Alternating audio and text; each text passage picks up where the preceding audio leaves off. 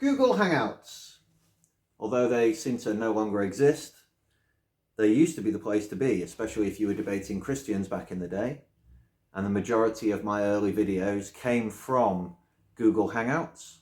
The majority of them were clips from a place that was hosted by TrueEmpiricism. He no longer seems to have that channel, but I did track him down to this channel. This is TrueEmpiricism's channel, and he seems to have a very unhealthy obsession with Matt Dillahunty. So I thought we might check that out together. I'm actually going to break this video down into 3 parts because it's a short clip of Matt responding to a guy called Frank Turek, and then True Empiricism is going to respond to Matt. So it only makes sense to start off with what Frank says, which is written. So instead I thought I'd get this AI Frank to read that out for us. Atheists must make a positive claim that only material things exist. Just gonna pause you there, Frankie boy, because we are not making the claim that only material things exist. Although, to be fair to you, I suppose we are kind of claiming that we only have evidence for material things, or at least that we only have reasonable evidence for material things. That's why, instead of debating the question, does God exist? I prefer to debate the question, what better explains reality, atheism or theism?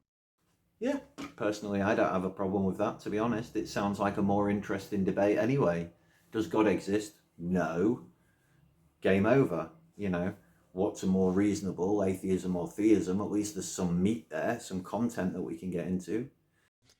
Atheism need only be supported as the default sort of null hypothesis type of position as long as theism consistently fails to meet its burden of proof. What he's saying is as true as saying that the default position used to be that the Earth was flat until the globe met its burden of proof.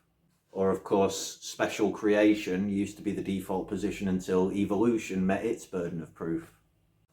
You've got to remember that back in the early days, the default position was that God made absolutely everything. And for some people, that still is the default position. And therefore, as true as that statement is, I think in the context of debate or guiding people to the truth, it's just short-sighted and ignorant. Yeah, bud. That's by definition what you call the begging the question fallacy. This man calls everything a fallacy. And begging the question fallacy, I remember now, was his absolute favourite one. He called everything a begging the question fallacy. What is atheism? It's the lack of belief in God or gods. How is atheism justified? The lack of evidence of God or gods. Who says this? The atheist. That's not circular reasoning, that's just reality. If you show me evidence and I don't find it adequate, then I'm not convinced. It's as simple as that. Of course it's me saying it because I'm the one that you have to convince. You don't get to choose what evidence is going to convince me. I make that decision. To add to this, what do you expect the world to be naive to the fact that alternative views may cause willful ignorance to evidence when it's provided by theists? We're just supposed to assume sincerity? Yeah, actually, because we've got no reason to lie. I've got no reason to lie. And it's good and righteous to give your fellow man the benefit of the doubt until you have evidence to the contrary. It is, of course, morally corrupt to accuse someone of lying with zero evidence, but evidently you don't actually know what evidence is. Your trans boyfriend is your girlfriend. Is he your girlfriend, Matt, because no one has provided evidence of the contrary? You see, not everyone handles truth the right way. This is just more of the same old from you, Matt.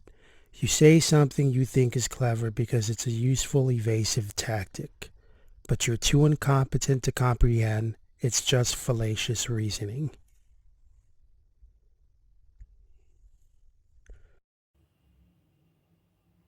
Well, that was a weird twist I didn't see coming. I think we should probably just back away slowly. Love you guys. Take care. Back away slowly. Don't make eye contact.